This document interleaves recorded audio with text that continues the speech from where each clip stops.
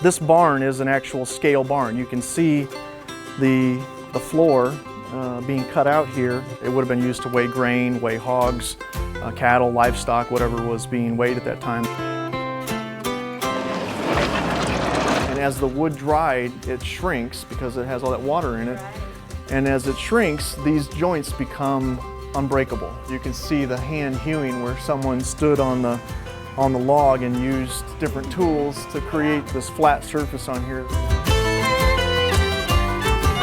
So this was an access door that was used for materials that were being stored on the upper level, and there was a really easy transport for them to get from the upper level to the lower level without having to walk all the way around the barn, and it just saved a lot of time and effort.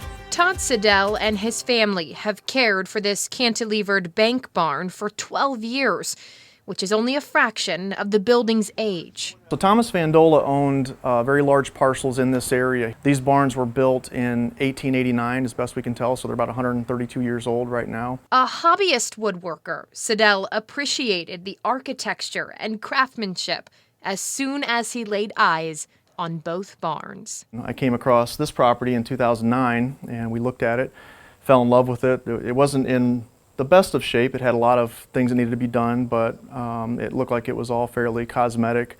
The bones, the structures of everything that was here looked like it was in really great condition, so we decided to go ahead and purchase the property.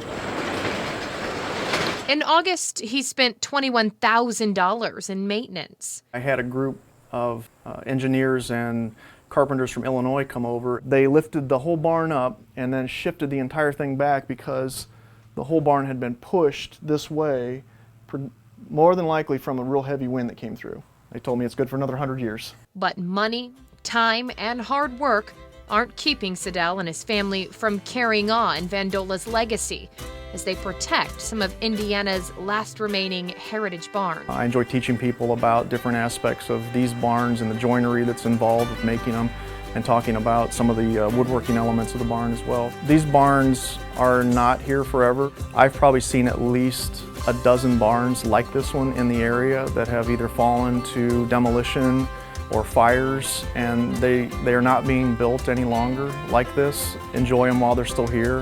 I think most of us intend to keep our barns as long as we can, but sometimes there are things that are out of our control and the barns just don't last forever.